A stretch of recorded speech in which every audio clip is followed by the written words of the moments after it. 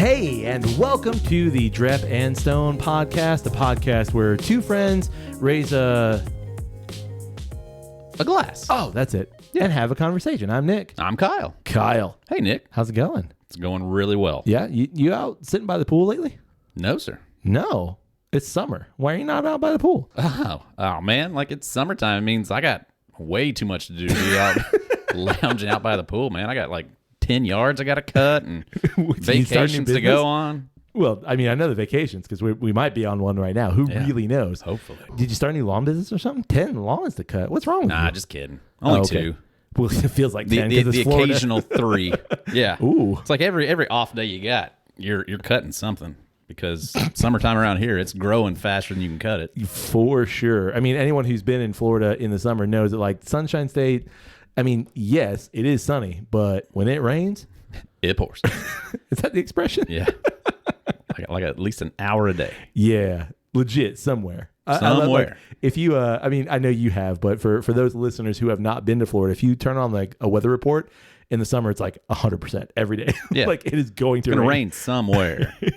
Right. Some portion of our viewing audience will get rained. Correct. You know what I saw yesterday? First time of the season I've solved it. What'd you done saw? I done saw one of those classic Florida sun showers. Oh yeah. Yeah. I was sitting in a restaurant and look out, one bank of windows like to my left, just clear. Yeah. Perfect. Look to my right, rainy as hell. Yeah. I'm like, Florida. Yeah. In this restaurant and, separating maybe 30 feet on either side. One side is raining, one side is not. Yeah. And it's bright and sunny. Yeah. And it's bright and sunny on the rainy side too. At work, there's like a whole row of windows that go across, and that's probably, 200 feet. And it's just wow. all Just windows?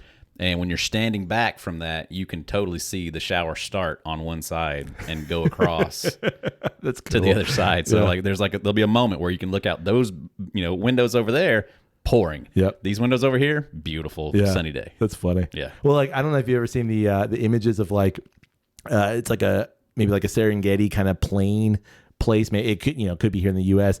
and you see like a single cloud and it's literally just raining under that cloud. Yeah. I'm like, I get that. Like, I understand how that works. I live in Florida. Looks like something out of like a animated movie or something. Like that doesn't look like that should be able to happen, but there it is. Like Eeyore cloud going by and you're like, huh. No, that's real. That's how that works. Well, and like you're actually like the most happy under that cloud. Yeah, in Florida in the summer for sure. Because like it's a little bit of a respite from what is it called? Oh, hell. Yeah. Yeah. For sure. Got a question. What's that? You want to drink something? Yes, indeed. Well, good. Because I got something for us to drink. Yes. I knew you'd be happy. I have actually something from a distillery that is near and dear to our hearts. What's that? This is a Redemption product. Oh, we love the Redemption. We do. And this is the Redemption Rye. Oh, just the straight up rye? Yeah, I don't think we've ever done the straight up rye here on the podcast. I know we've done the Redemption Wheated. Yep. We've done the Redemption High Rye. Yeah. We've done the High Rye Bourbon. The High Rye Bourbon, that's right. What other Redemptions have we done? We reviewed the Wheated again because we came back to it from one of our birthday episodes. I think that's it. Yeah? I think that's the only ones that we've featured. I mean, we've done we've done Redemption others, several times because we always do it on the birthday episode. Right. But there's just those two bottles. Guess what? We're going to add to the Redemption repertoire. Heck yeah. Yeah. All right. So. Any cool bottle information? Yeah. Rye whiskey was once the preferred spirit in the U.S. Do you know that? Sure. Yeah. I think it was actually like one of the only ones you can get at that point, but there you go. Preference, whatever. Prohibition changed that, and rye was nearly forgotten. Redemption is bringing back rye. Well, so are like everybody else, but restoring to its rightful place. Nice. Yeah. I don't know if they meant that, but I'm going to say that they did. Like, it's not spelled R-Y-E. Yeah, I added the emphasis, but they call this a pre-prohibition rye revival. You want a mash bill? Yes, please. Because I got one. Nice. This is a mash of 95% premium rye. That's what's up. Legit. And 5% barley. Cool. Aged in new charred oak barrels of 46%, which is 92 proof. Solid. I know. Distilled in the Indiana heartland. Bottled by Redemption Barrel Selections. That's interesting. Lawrenceburg, Indiana. Yeah. That's cool. It is cool. It does say it's aged no less than 2 years, but it technically does not have an age statement on it. Have we not done this like have we looked it up? Like, do they distill their own stuff, or are they sourcing? As far as I know, they do distill their own stuff. I think it is because Lawrenceburg is not MGP, I think. Well, I mean, it's just, because they could get away with that, though. I think so. If they were getting MGP and just say that, what did they say? They just said where it's distilled in the Indiana heartland by Redemption Barrel Selections. Okay. So do you think it's MGP? I am 98 point. No, yeah, it's MGP. Yeah. Yeah. I was going to give them a little bit of benefit of the doubt. No, it's MGP. And I will say this though, from everything that I can tell, yes, the majority of Redemption products are sourced from MGP, but they also have a couple of like small releases. Like, I don't know if you saw the Sir Lee Rye. I did. Yeah, that, from what I can tell, is not MGP, but they also didn't disclose what distillery it was from. Right. So it could be MGP. They're not saying that it is. Right. Did you go to redemption.com? I did, and there's no information like that on there. Like, they're not saying that. I had to look for this information in alternative sources. Like, I was wondering, like, can you see anything on there of like, here's a still, or here's like a facility? Nope. Nothing like that. No, because like, again, reading that bottle, they say distilled in the Indiana heartland and bottled by Redemption. Yeah. Anytime I see that bottled by, I'm just assuming that means you didn't make it. Well, and to be fair, like if you Google Map or whatever your favorite map thing is. Did you know that MapQuest still exists, by the way? No kidding. Yeah. Like, I was just wondering, like, does Redemption, can you go visit Redemption? Well, so do they do like tours? Can you see the facilities? It's interesting that you say that, because when you like Google Map Redemption Rye, the family company that owns, or the company I guess that owns Redemption, is the Deutsch Family Wine and Spirits. Like, that's who owns the Redemption line. Sure. And when you Google that, like if you put in Redemption Rye or just Redemption, you get a lot of churches. Sure. If you put in Redemption. Right. But if you put in Redemption Rye, you actually get a building off of 95 in Connecticut. Interesting. Yeah. So that's where Deutsch Family, I guess, Wine and Spirits is located. So the answer is, nah, you can't go visit Redemption. Yeah. I just feel like we've gotten to a point in whiskey enjoyment in the United States that we can handle. So we're bottlers. Yeah. We sourced this liquid from these places and we put it together. I just can't imagine that would kill a brand at this point in time. I mean, honestly, it's not that they're trying to hide it. It is on the back label, and it's not like tiny, but nah. But I think that's like a novice kind of a thing, though. Of like reading that and not understanding what it means. If like you just saw bottled by, like, or bottlers or whiskey merchants or whatever, if you saw that, you think that would turn people off? Is that what you're saying? I think that's what they think. I think they think that if you put that on there, that we bottled this, that we sourced the liquid, we are just whiskey producers. We are whiskey. Like, what does Compass Box say? What is their little thing? Whiskey makers. Whiskey makers. Yeah. Just it's whiskey makers, bourbon makers, like whatever. Like, just give us the information. Tell us the stuff.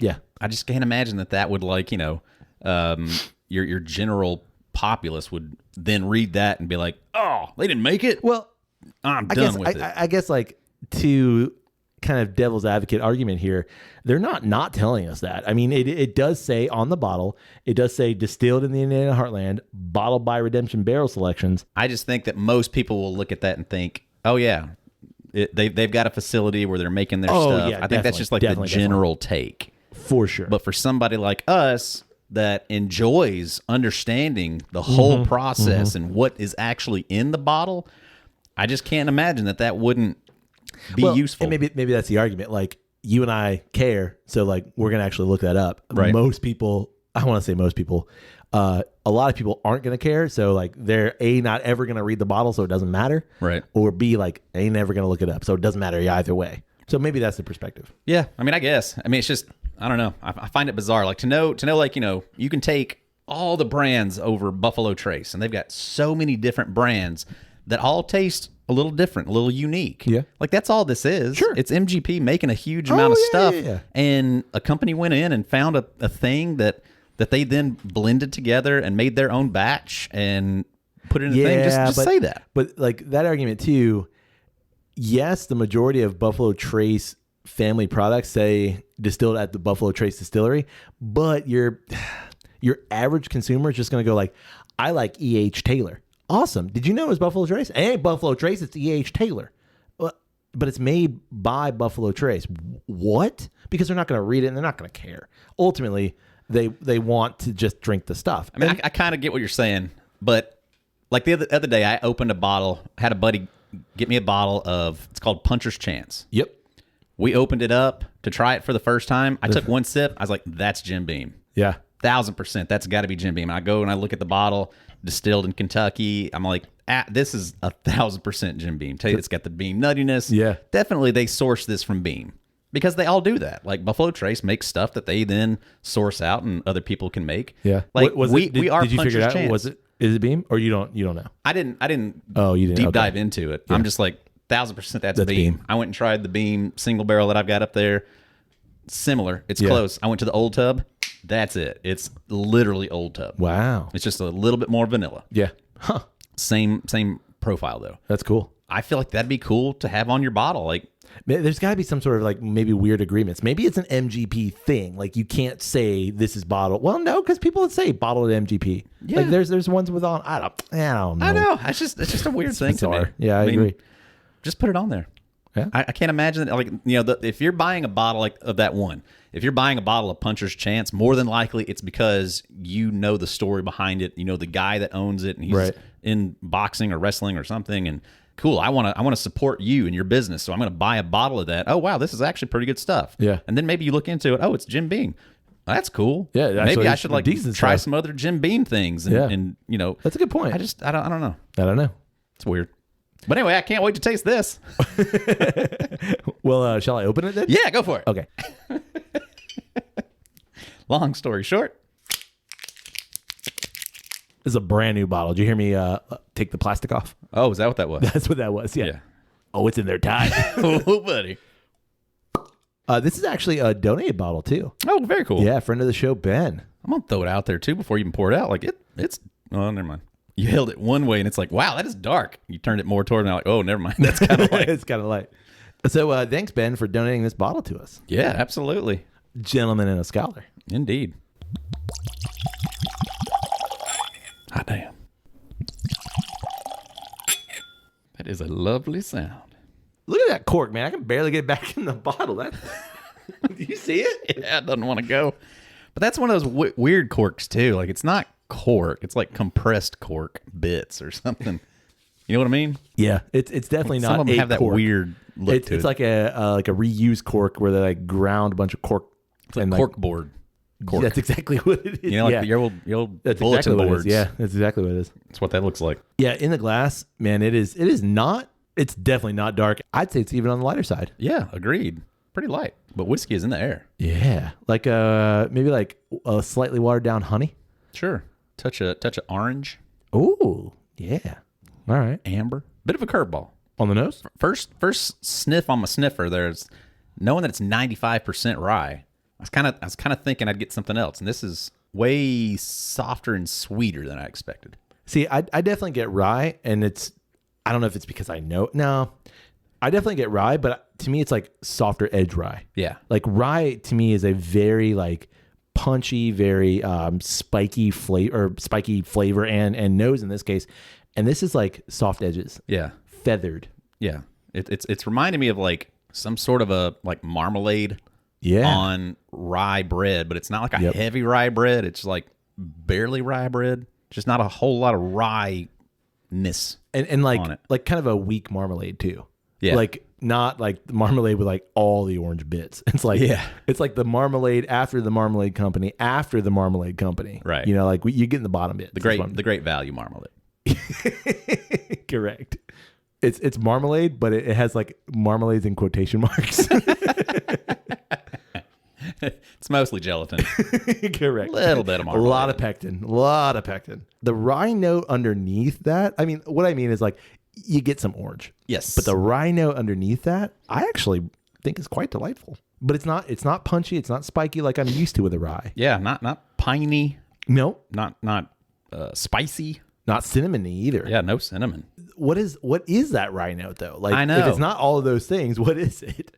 It's warm. It's like that's the nose. The nose is warm. It's friendly. I'm getting ginger. That's not bad. Yeah, I can see that. Like a whiff of ginger. My daughter just had a can of ginger ale the other day it's like a actual like ginger beer. Yeah. Kind of a thing.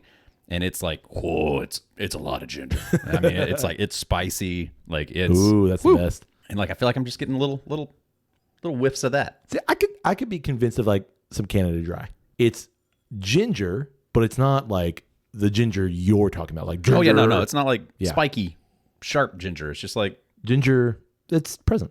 It's like you had. Okay, I can see that. You got a piece of sushi that the ginger was up next to it. Oh yeah.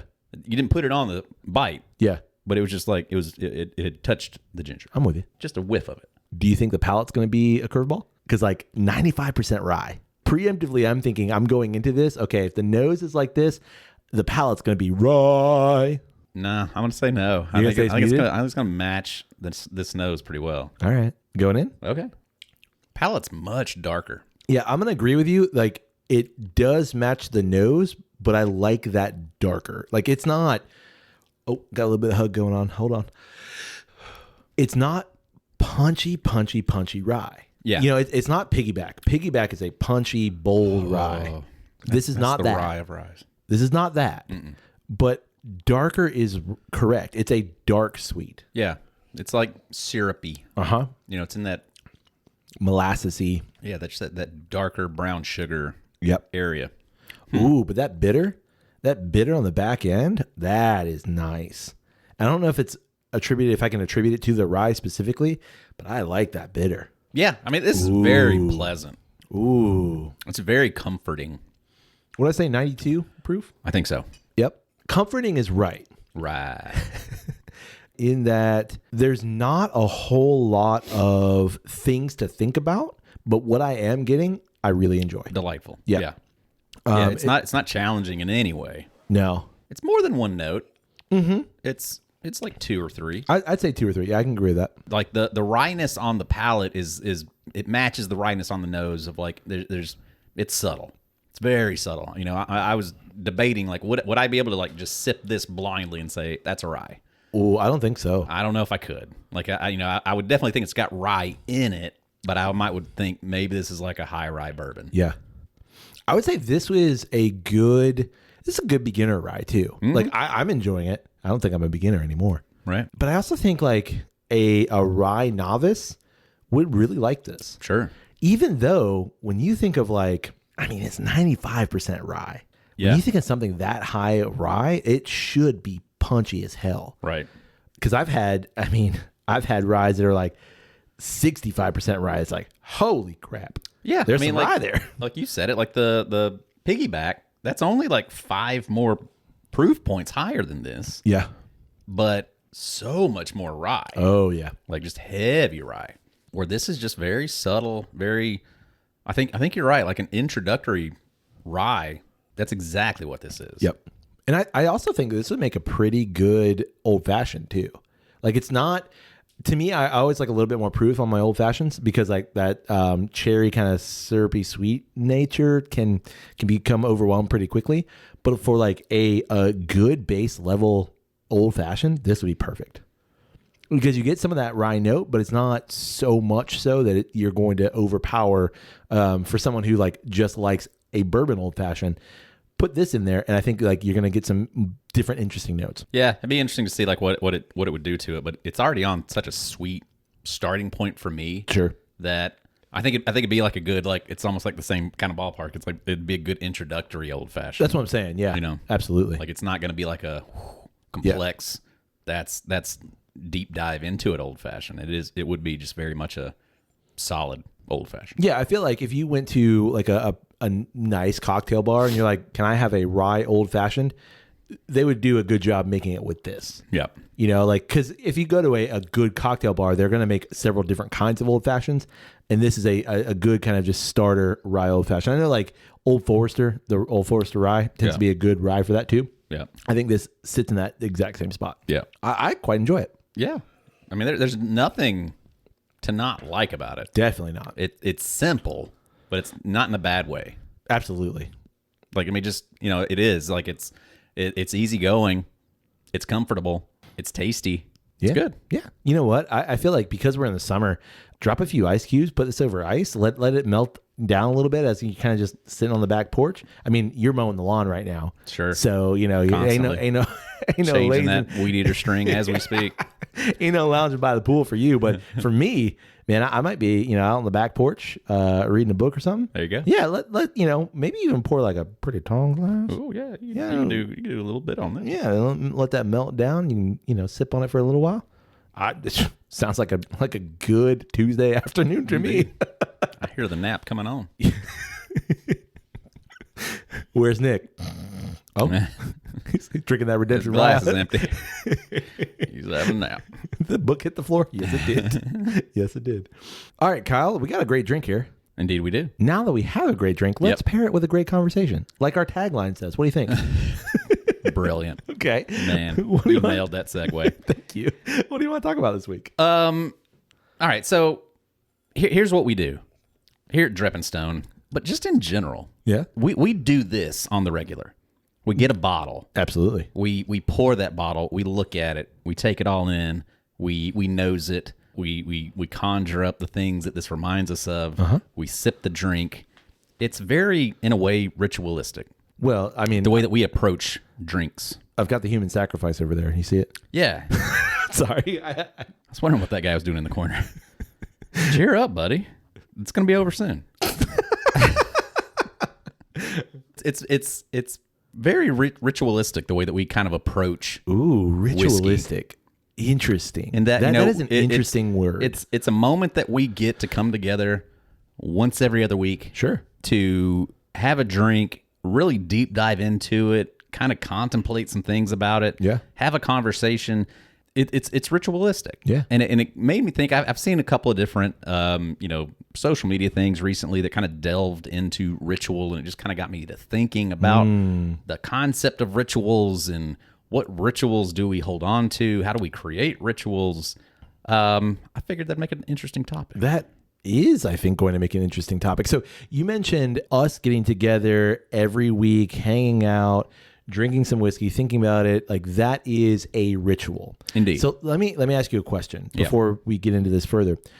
What is the difference for you between a ritual and a routine? Because what it sounds like you're saying is, like, if we do this every week, right, that thing becomes routine. So what elevates it? Or I don't even know, like, I don't want to put words in your mouth. Is it an elevation? But what separates a ritual and a routine? Well, to me, like, routine is something that is done almost like mindlessly. There's not much thought gone into it.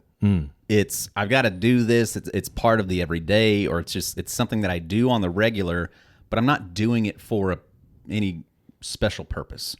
Ritual, I think, does that. Ritual, I think, can be the same thing of, like, yeah, no, it's routine how we do it, but the ritual aspect of it is there's something that has a little bit more effort put into it. Okay. A little bit more meaning. There's more gravitas toward it. Sure. Okay. So I'm going to give an example, and I want to know your thoughts on it. All right. So I drink coffee every morning. Every morning. Okay. I used to, put the coffee from the red can, several scoops into, a Mr. Coffee maker. The boils, I get black juice. I drink the black juice, done. Right. That was my day-to-day. Yep. But now there's a bit more care I put into it. There's a bit more of this thing means something. So, like, a bit more importance. Sure. So, like, I take beans from a company that I've mentioned, Just Coffee before. Love Just Coffee. JustCoffee.org.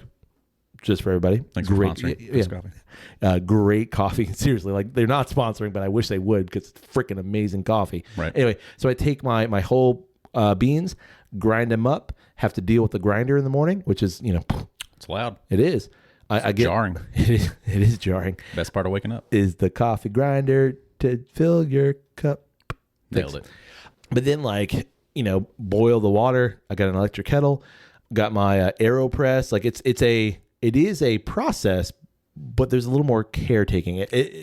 Is that routine or is that ritual? It has more purpose. Okay. and it has more importance. Like what you used to do of just throwing the coffee in there to get the black juice into the system was routine. But ritual is it's no longer in the back of my mind as I'm doing it. It's at the forefront of my mind. It's at the forefront of my thoughts. And I do want to give this more care. I do want to give this more relevance and importance. And I think care was a really good word. Like, it has more care, and I want to do it right. Right. So I by that token, like I could just get black juice into a cup and drink it. Yeah. That's easy too. Sure. But for me, it's because I care about what kind of beans I'm using and what temperature that water is and what grind. And I recognize that. And then that thing, because I place more importance on it, right, that becomes the ritual. Yeah.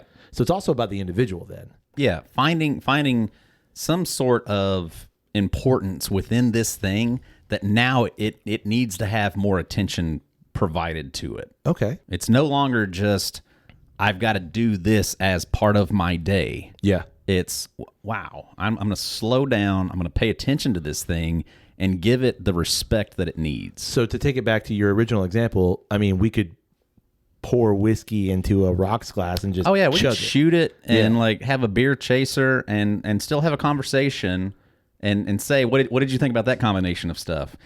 It was nice. I'm already got a buzz. Right. But that's not what we do. Right. We slow way down and we get really detailed and really focused and try to, really think about the drink at hand. So we're elevating the thing. Indeed we are. Yeah. Yeah. So then that elevates it, like I said, from routine, because we do this every week. Right. Into ritual. I think we have elevated it for ourselves into ritual. Ooh. I don't think it necessarily has to be, but we've given it that importance. You and I. Yeah. Okay. Yeah. I think anybody could do what we're doing. Yeah. And it not have that kind of importance to them. Sure. But we've decided between us that this is an important thing that we want to get more out of. I love that. And that's where we're putting it. I love that because to me, that then opens up the conversation about like individuals and their own rituals. Right.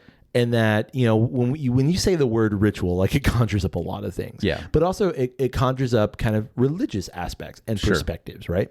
But in the way that I think you're presenting rituals, and I really like, is that rituals are individualistic too. Like we get to decide those things. Right. It's the importance that you're giving it. Right. And the relevance that you place upon the thing or the activity or whatever it is. Like it's also like conjuring for me a lot of sports analogies. Ooh. Of like, do you remember Nomar? Yeah. Nomar Garciaparra. Yeah, I do. Boston shortstop. Yep. Do you remember his routine of going up to bat? Oh, like 40 minutes. He would sit there and he'd do all these things, and he did it every single time. Or like certain guys who approach the free throw line. Yep. In basketball, they have this thing. So much. Like, have you seen the videos of like guys who like they're throwing free throws and like normally they would like high five their teammates and their teamates aren't there, but they have to but do they that. still got to do that. They still got to do like the motion Yeah. high fiving everybody. Yeah. Certainly, that's a routine. Right. But I think for those athletes, that there's more importance to that.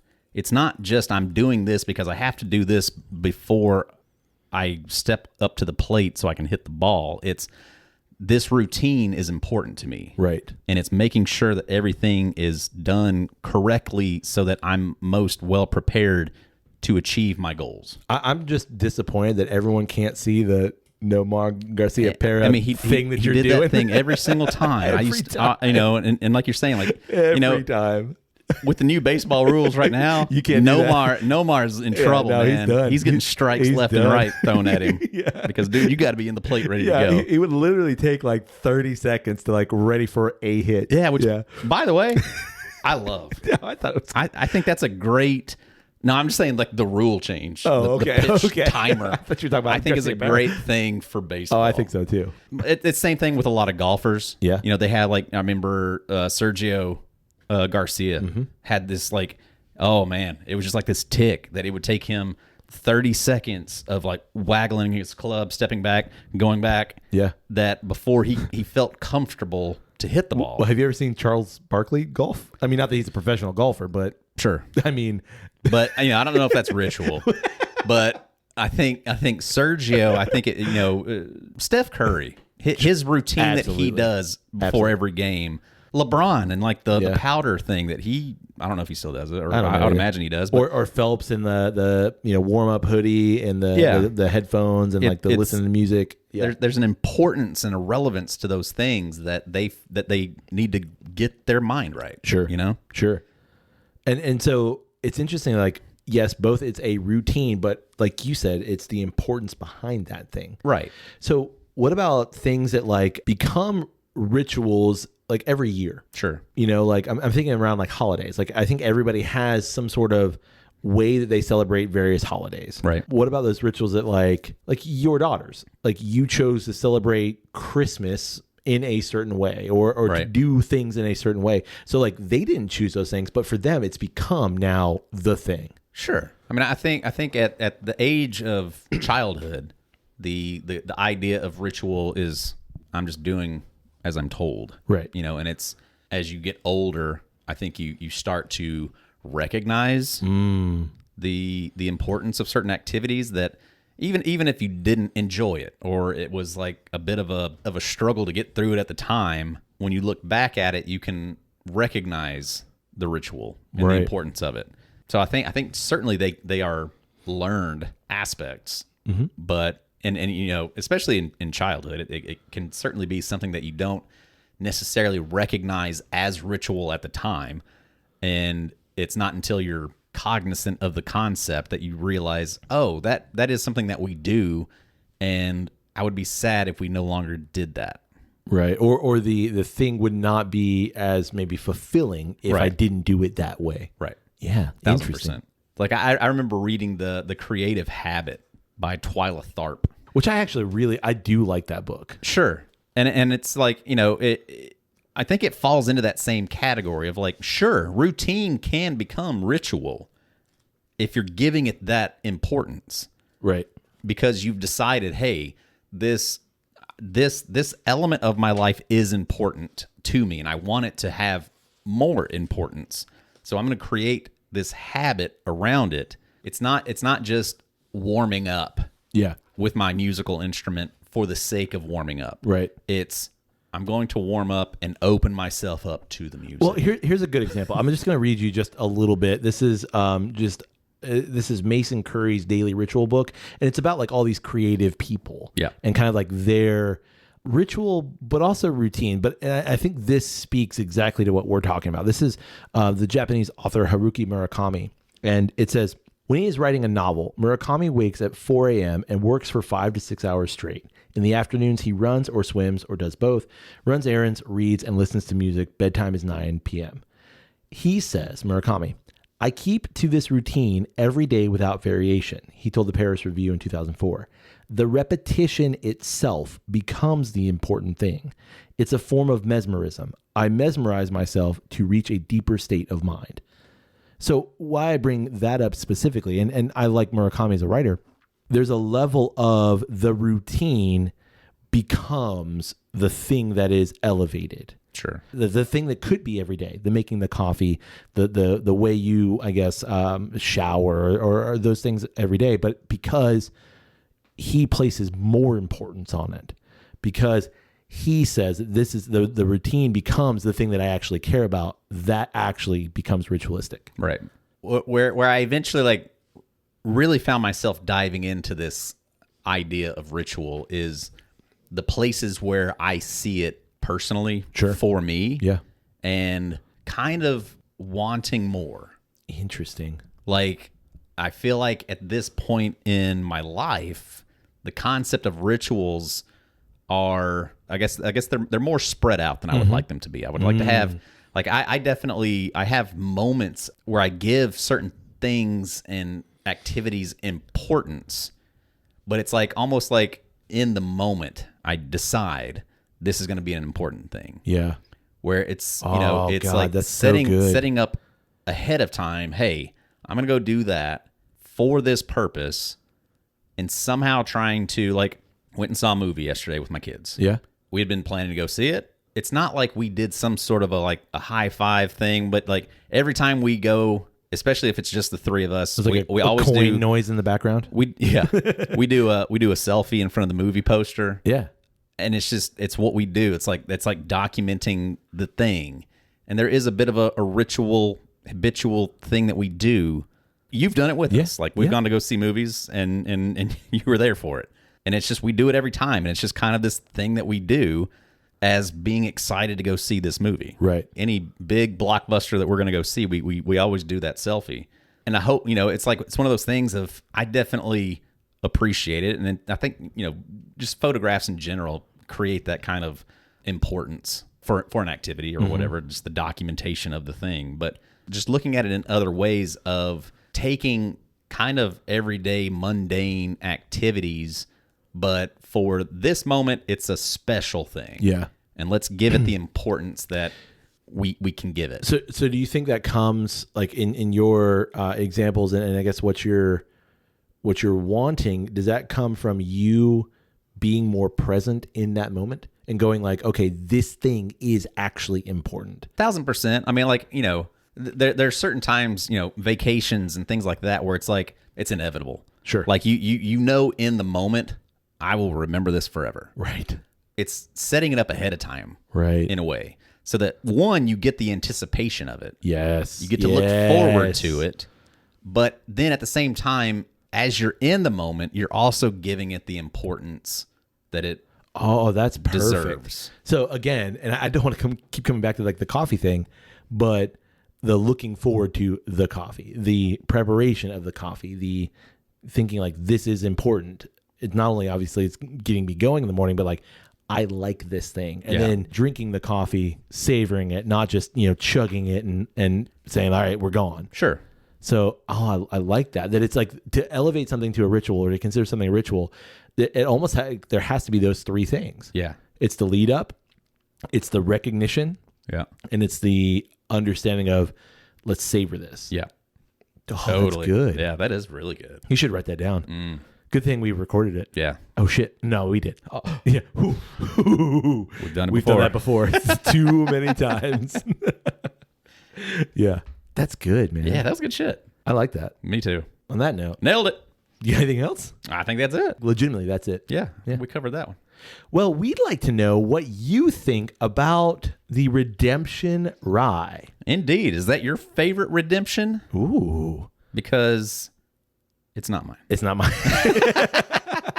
I was like, when you said that, I was like, is it? No, it's not. No, but it's damn good. High Rye is really good. Yeah, it is. Ooh. But this is good too. But I mean, I've yet to have a bad Redemption Agreed. product. Agreed. I would be willing to try anything from Redemption. We want to know what you think. And if you want us to try something we haven't had and you want to be like friend of the show, Ben, and donate a bottle, just get in contact with us. Yeah. And there's like a 10-year out there right now, I think. Or maybe it's a 12. Oh, Redemption 12. Yeah. I've seen or if you work for Redemption. Yeah. And that was the shout out. Yeah. From up there in Connecticut. Or wherever it was. No, it was Connecticut, but who knows?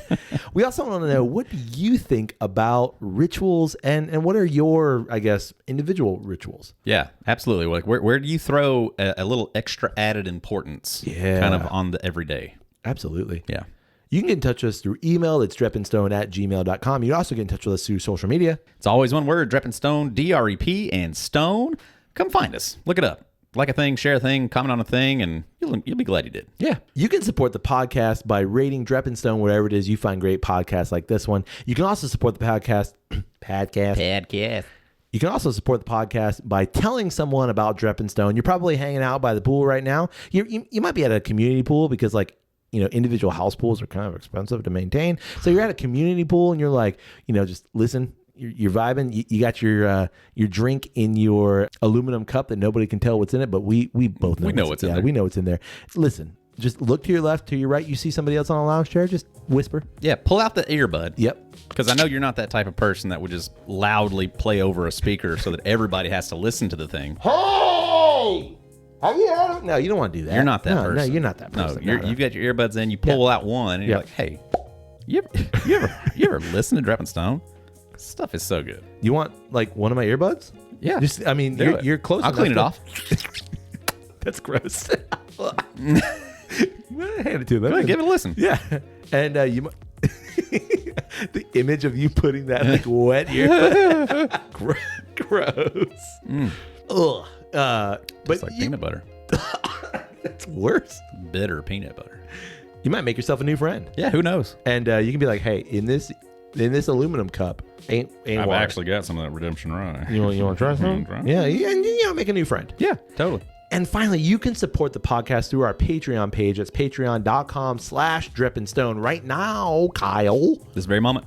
You can probably catch us on some vacation stuff. Yeah, you can. Or, if you're listening to this in the future or in the past, depending on how time works, right? You can see a lot of really awesome things going on Patreon. The collective is amazing. Or it's terrifying. Yeah. Or both. Yeah. Yeah. On that note. Hey, buddy. Hey, buddy. May your glass overflow. And your ass never show. Cheers, buddy. Cheers.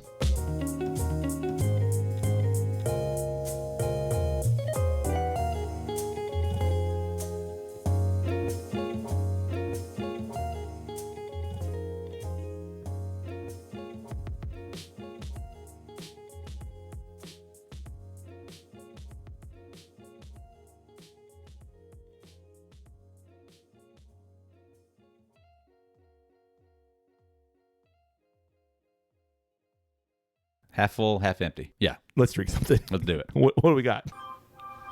Whoa. Somebody down? Nah. I was like, who the fuck uses MapQuest? I was really loud about it. And I was like, I've got to look. That's what my Garmin uses. Give a Garmin. So, hey. There you go.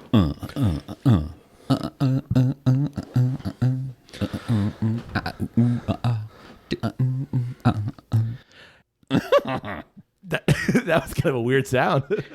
It was unclogging a plug right there. Yeah, definitely.